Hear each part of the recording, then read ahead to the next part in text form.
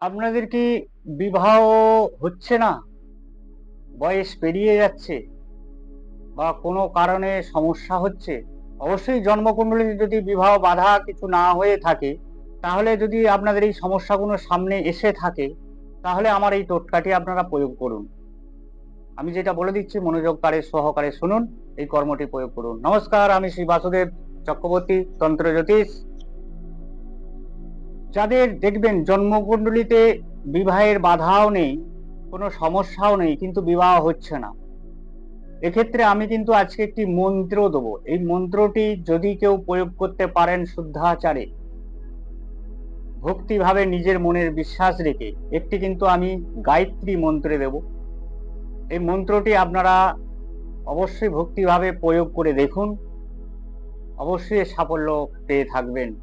যাদের দীর্ঘদিন ধরে বিবাহ হচ্ছে না, দেখাশোনা করছেন, আটকে যাচ্ছে, কোনো সমস্যা হচ্ছে, অনেকেই আছেন এরকম, দেখাশোনার পরেও আপনার কোনোভাবে বাধা হয়ে যাচ্ছে, তাহলে এই মন্ত্রটি আপনি প্রতিদিন সন্ধ্যেবেলায় এই ক্রিয়াটি করুন। ঠিক সন্ধ্যাবেলায় করার চেষ্টা করবেন, তাতে ফলপ্রাপ্তটা ভালো হবেন। আমি যে গায়ত্রীটা বলছি, এই গায়ত্রী মন্ত্রটা আপনারা অবশ্যই মনোযোগকারে মুখস্থ করে নেবেন। নমো কামদেবায় চ বিদ্মহে পুষ্পবানায় ধীমহি তন্নো অনঙ্গ প্রচোদয়াৎ।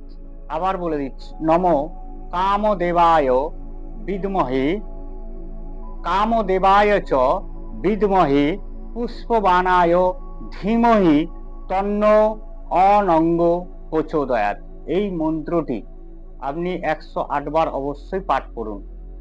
আপনি রুদ্রাক্ষর মালা রেখে দেবেন বা আঙুলে যদি গুনতে পারেন সেভাবেও চেষ্টা করবেন। 108 বার প্রতিদিন এটি পাঠ করতে থাকুন, 21 দিন করে দেখুন, এর সফলতা আপনি অবশ্যই পেয়ে থাকবেন। অবশ্যই আমাকে কতটা সফলতা পেলেন, কি অসুবিধা বা সুবিধা আমাকে কমেন্ট করে জানাবেন। চ্যানেলটি ভালো লাগলে অবশ্যই লাইক করবেন, সাবস্ক্রাইব করে দেবেন। ভালো থাকবেন সবাই। জয় শ্রী মহাকাল।